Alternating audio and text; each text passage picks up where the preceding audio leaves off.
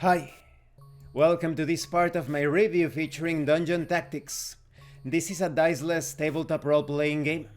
This represents the sort of situations, aesthetics, stories, themes that you would see in a retro JRPG or strategy JRPG in the style of Final Fantasy Tactics. And the cover looks great, so beautiful. It reminds me of those covers for the Dragon Warrior games or Dragon Quest. It effectively looks like an old NES game cartridge box. Now let's talk about the quality of the PDF. The quality is excellent. The document is fully bookmarked and hyperlinked. It's going to be very easy to make your way through the entire PDF. This is also available as print on demand. And before we proceed any further, you have a chance to win a PDF copy of Dungeon Tactics. To participate in this contest, you only need to write down in the comments section which one is your favorite JRPG or strategy JRPG.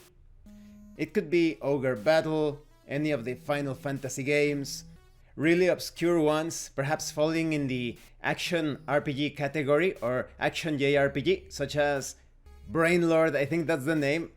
So the sky's the limit. Let me know your favorite JRPG, strategy JRPG, etc. And the answer that I like the most is going to win a copy. This contest starts right now. At the moment I uploaded this video. You have 3 days, and after those 3 days, I will take 2 days to choose the answer that I like the most. I will tell you in a comment if you won the contest, and then after I have announced your victory, send me an email to the email that you will find at the bottom of the description of this video or in my information tab. Those that take more than 2 days to claim their prize will forfeit the right to the prize, and I will have to choose another participant. So keep that in mind. Let's continue with the quality. The graphic design, the illustrations, retro style pixel art, everything is perfect, beautiful. Everything is well written and explained. It's going to be very easy to understand the mechanics, the character creation process. So overall the quality is superb. Now let's talk about the contents. For those that did not know, this was written by Notepad Anon. He actually has a channel here in YouTube. I'm going to put the link to his channel in the description below. Dungeon Tactics is a diceless game for a group of around 2 to 5 players and a Dungeon Lord or Game Master, with a few hours of time and tolerance for dark, claustrophobic spaces to fight beasts of the night in. Dungeon Tactics has the players assume the role of warriors, mystics, and rogues in a daring quest to plunder a deep dungeon of its riches and slay its horrors. As daring heroes, the player characters will have a set of action points that act as their currency to move and act during combat scenarios. All actions during combat have a set amount of AP or action points to be spent to take place, with more complex tasks requiring more than the low effort ones. When not in combat, the player characters are in free roam and are allowed to move and act unimpeded except by their own natural surroundings, equipment, and the imagination of the players. Let's talk about character creation. There are 12 player character types to choose from, and each one plays completely differently. You don't roll for any numbers, you just pick one of the 12 player character types. A player character is composed of their duties, statistics, and equipment. All of these 3 are determined by the player character's class, which is the total sum of their abilities and skills. You have the Beastmaster. Beastmasters are powerful druids and ferocious warriors of the woodlands. Your primary duty is Guardian. Your secondary duty is Controller. You have the Earthbinder.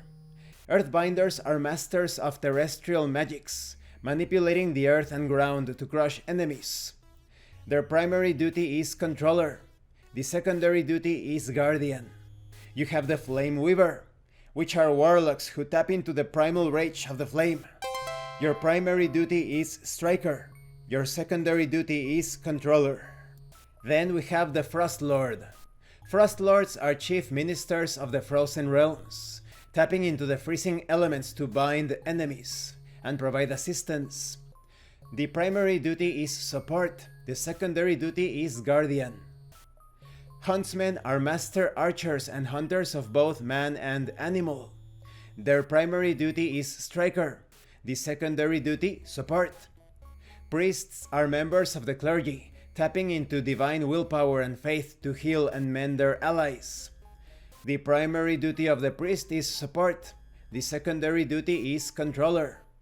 Then we have Ravagers, which are the primal rage of the world made manifest. They are berserkers with no master. Their primary duty is Striker. The secondary duty is Guardian. Then we have the Sage. Sages are the thoughtful members of society who use their mind's eye to both hinder and assist.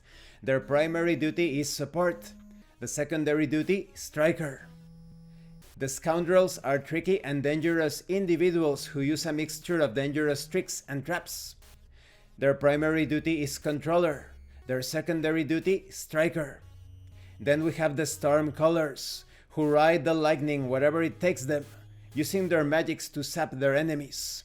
Their primary duty is Controller. Their secondary duty, Support. Then we have Templars, who are holy warriors who fight with a mixture of zeal and ferocity to protect the righteous and crush the heretics. Their primary duty is Guardian. The secondary duty, Support. Warriors are natural fighters, shifting in and out of the fray to deliver devastating blows. Their primary duty is Guardian. Their secondary duty, Striker. And this concludes this part of the review. In the next part, we are going to talk about duties and many other details concerning character creation. This role-playing game requires a love of video games. Some people may not be exactly sure as to how to represent video games in a tabletop RPG environment. I'm going to put a link in the description of this video to my Super Smash Bros. Campaign, so you can appreciate an example of that. But when it comes to dungeon tactics, this is more on the tactics and strategy side, of course, and you require a grid. Even though you don't need dice to roll and all of that, this game is made to be played on a grid. Thank you for watching this part of the review, and thank you for your likes and your comments. If you have any questions or comments, please let me know. And thank you so much to those of you that are going the extra mile to support the channel. If anyone else wishes to further support the channel, the information on how to do that will be in the description below. And remember, it is better to roleplay and fail in character than not to roleplay and fail as a player. Once again, thank you, and see you later.